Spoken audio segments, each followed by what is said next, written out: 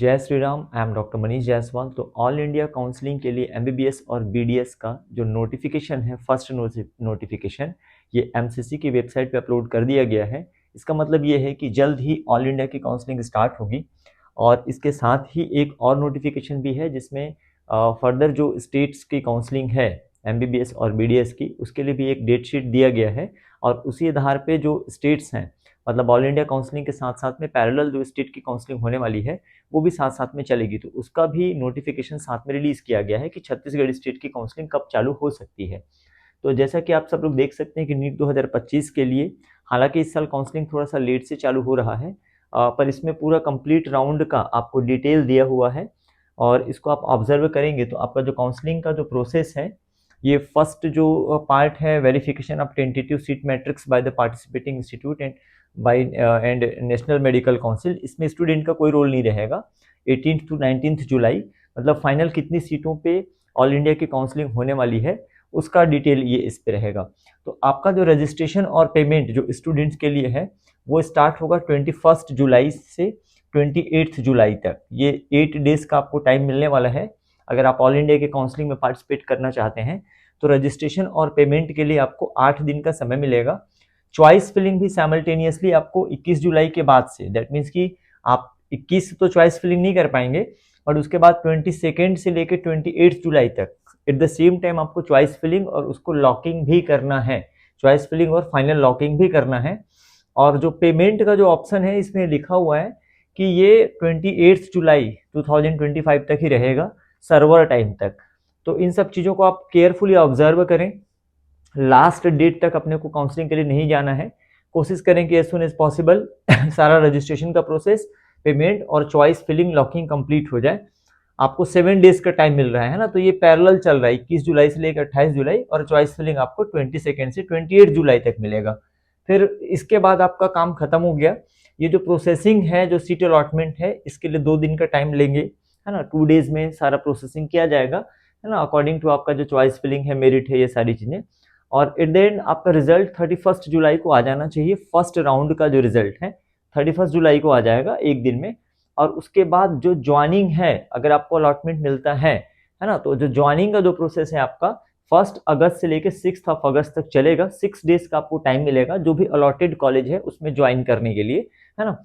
तो ज्वाइनिंग के समय आपको क्या क्या डॉक्यूमेंट्स लगना है, क्या क्या सारी चीजें हैं, वो आपको अलॉटेड कॉलेज की वेबसाइट पर भी मिल जाएगा। और ये हम अपने चैनल के माध्यम से भी आपको इन्फॉर्म करेंगे, है ना। इसके बाद जिन कैंडिडेट ने ज्वाइन किया है या नहीं किया है, सीट छोड़ दिया है, इसका जो वेरिफिकेशन है ये 7 अगस्त टू 8 अगस्त तक चलेगा। 2 दिन का इसमें टाइम मिलेगा। तो फर्स्ट राउंड का ये टेंटेटिव शेड्यूल है। कई बार क्या होता है, कुछ दिक्कतें होती हैं या कुछ प्रॉब्लम्स है, ये सारी चीजें, तो ये शेड्यूल थोड़ा बहुत आगे पीछे होता है। बट आप ये मान के चलिए कि यहाँ से शुरू तो हो जाएगा, 21 जुलाई से स्टार्ट हो जाएगा, और इसमें आपको फर्स्ट राउंड के लिए पार्टिसिपेट करना है। और इसके बाद देन आफ्टर बाकी फर्दर राउंड्स के भी एक टेंटेटिव शेड्यूल दिए गए हैं।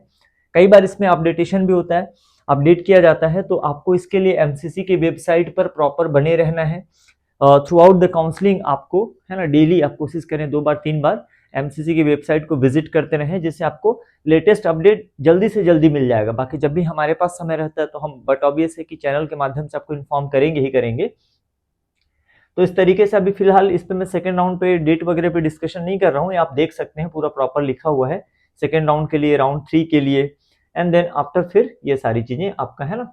Online stray vacancy round for all India quota ये दिया हुआ है। क्योंकि मैं इसलिए इस पर डिस्कशन नहीं कर रहा हूँ, मुझे पता है कि कई बार ये चेंज भी हो जाता है। जैसे फर्स्ट राउंड में अगर डिले हुआ तो बट ऑब्वियस है कि सेकंड राउंड में हो जाएगा, एंड सो ऑन, है ना। तो ये चीजें चलती हैं।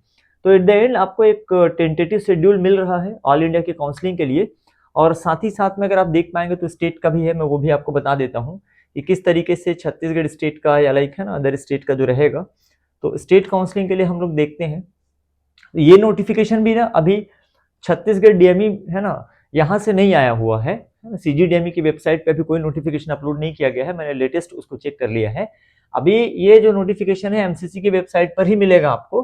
तो इन्होंने एक गाइडलाइन प्रोवाइड किया हुआ है कि कैसे स्टेट की काउंसलिंग को ऑल इंडिया की काउंसलिंग के साथ में कोऑर्डिनेशन में चलना है ना।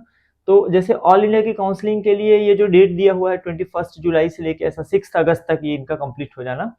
और वेरिफिकेशन जो है 7 to 8 अगस्त। तो स्टेट की काउंसलिंग चालू होने के लिए दिया गया है 30 जुलाई से 6 अगस्त फर्स्ट राउंड का। ये हम बात करें किसका, राउंड 1 का स्टेट काउंसलिंग का, मतलब ऑल ओवर स्टेट जो 82% कोटा होता है या 85% कोटा होता है जो स्टेट का गवर्नमेंट मेडिकल कॉलेज और है ना जो भी डेंटल कॉलेजेस हैं उनके लिए जो है 30 जुलाई से लेके 6 अगस्त तक रहेगा इनका। और इसमें ज्वाइनिंग का जो लास्ट डेट स्टेट के थ्रू अगर काउंसलिंग प्रोसेस होता है तो 12 अगस्त तक का रहेगा, है ना।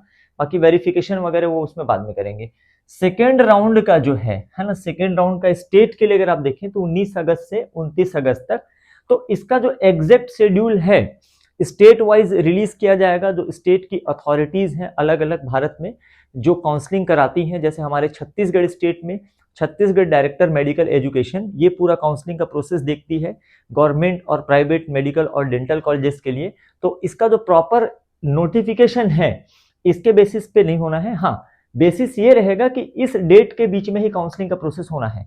मे भी पॉसिबल है कि थोड़ा पहले ही नोटिफिकेशन आ जाए, आपका रजिस्ट्रेशन का प्रोसेस पहले स्टार्ट हो जाए, मेरिट लिस्ट का प्रोसेस से स्टार्ट हो जाए।